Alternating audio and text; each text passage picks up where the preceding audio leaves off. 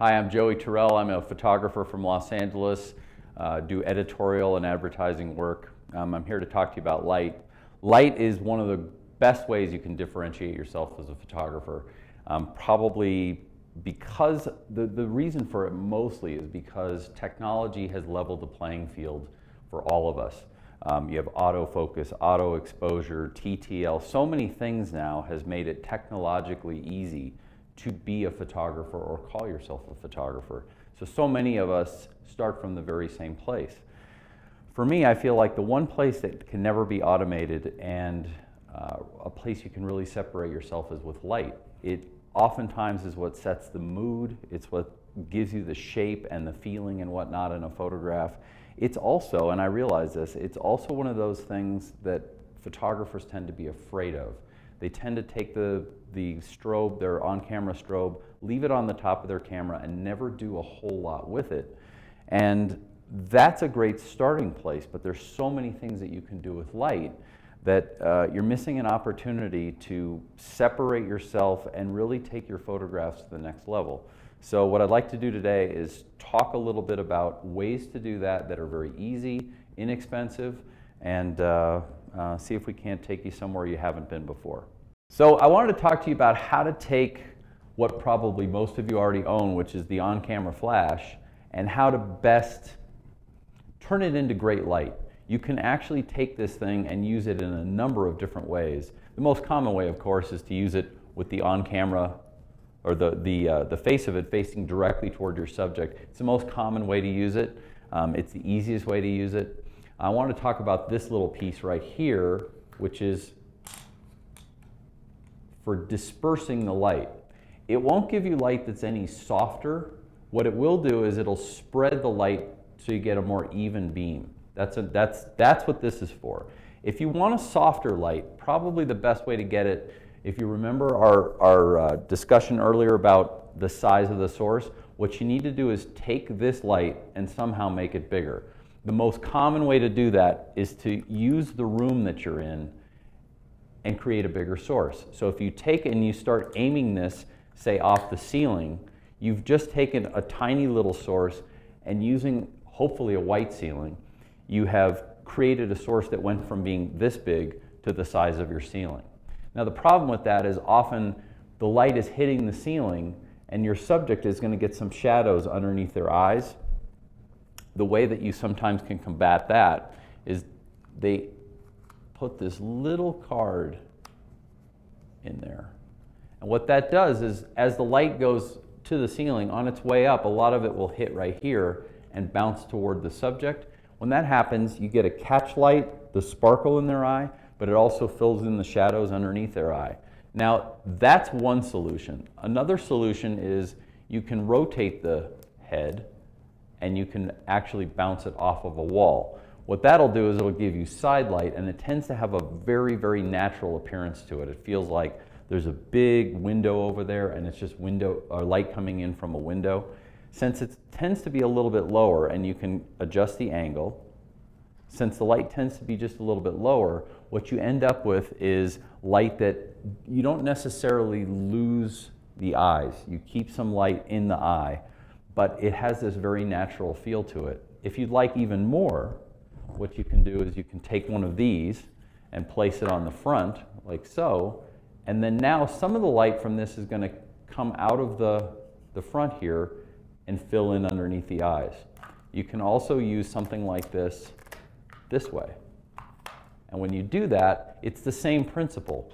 Most of the light is going to pass through the top surface, hit the ceiling, spread out, illuminate the whole room, including your subject, but part of it's going to come out this front. And when that happens, you'll fill in underneath the eyes, you'll get a little catch light, and it provides a really nice look.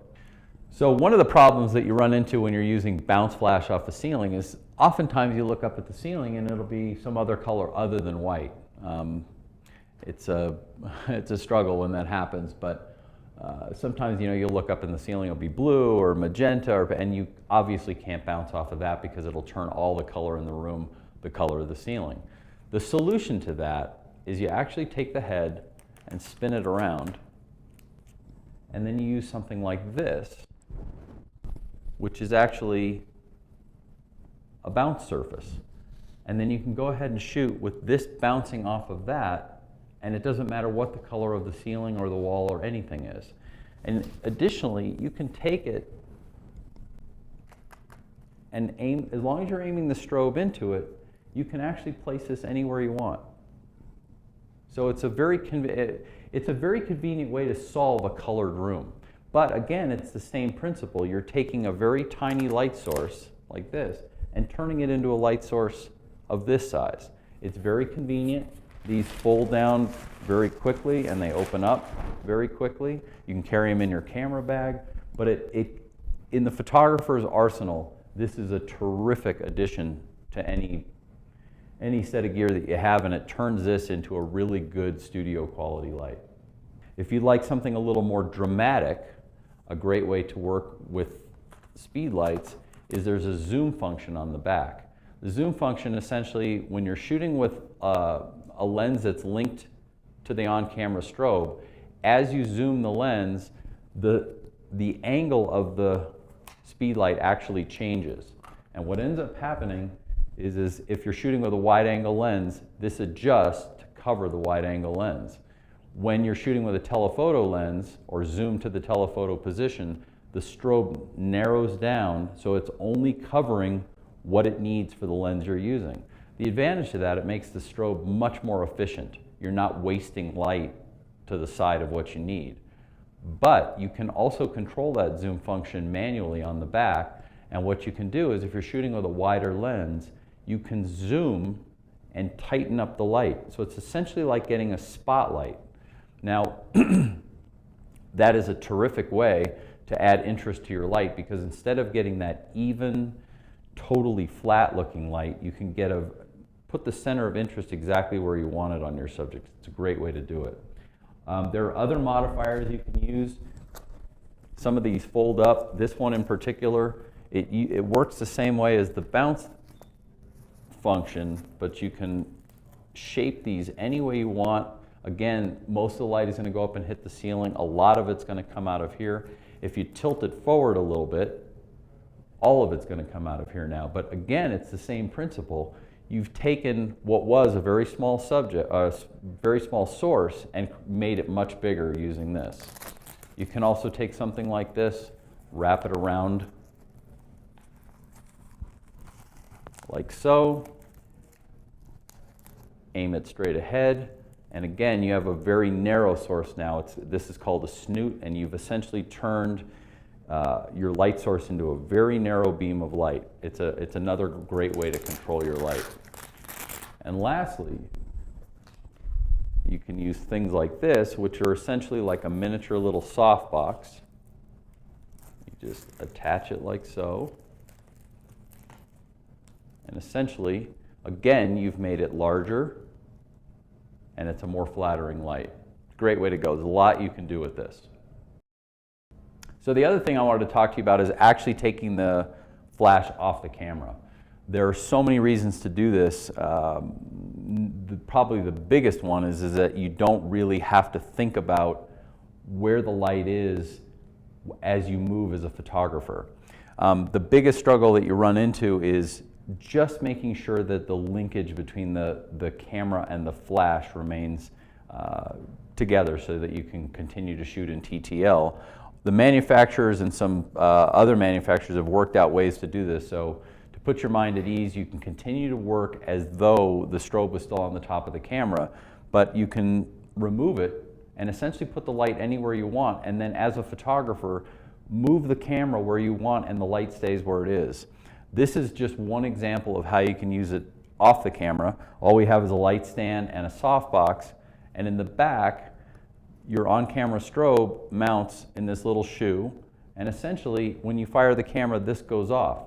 Now, the beauty of this, like I say, is that once you put the light in the position that you want it, say you're making a portrait of someone, you can then move around. You can come in with a wide-angle lens, you can back up and go to a tighter telephoto, but no matter what you do, the light stays the same. Whereas when it's on the top of the camera, every time you move, the light moves with you, and therefore the light is going to change in terms of quality and everything else. So I really like this because once you get it off the camera, you can essentially put it where you want it, forget it and just go to town and think about getting that performance out of your subject, getting the expression that you want. And it's a real easy thing. Like I say, you can put it like anything else, like the reflectors and whatnot. You can carry it in a camera bag. These things, what's amazing about them is they fold down so small. I mean, it ends up in a little case like this. They're not terribly expensive, but it really will take your photography to the next level. Okay, I wanted to wrap it up with ways you can use light in sports photography. There are so many ways to use light, and I really want to make the point that it's a great way to differentiate yourself from other photographers that might be standing with you on the sidelines. Probably the most common and easy way to use light to differentiate yourself is, say you're out at something like a track meet. Perfect example. You're out, it's noon. You got that noonday sun and you've got those deep shadows underneath the eyes. A great thing to do is just add a little fill flash in there. These cameras today are great using the TTL. Set the strobe up in such a way that you're just putting, the way I like to describe it is you're just putting a kiss of light on the subject. You don't want to make it look as though the strobe is doing all the lighting. It's just enough so that you're trying to really overcome that ugly noon look and just put a little kiss of light. Now, if you want to go and go into the fun realm rather than just trying to make up for ugly light at noon, a great thing to do is start playing around with shutter speeds, rear curtain sync, so that you get a little movement in your subject, a little strobe, and a little bit of ambient light. And what ends up happening is you start to see just a little what we call ghost, that as say it's again at a track meet, let's say there's a runner running, you'll just see a little extra movement. And the great thing about that is that's what sports is all about, is it's not standing, or they call it Sports Illustrated, not standing around Illustrated. People actually move. And so what you want to do is with your light, in any way that you can, bring out the color, but you also want to bring out the movement. And so think about ways that you can use your strobe. Like I say, play with the settings, rear curtain sync, just a little bit of fill flash, mixing the two together. And I think you'll notice that if you start doing that, you'll separate yourself from other photographers standing there with you on the sidelines. Thanks.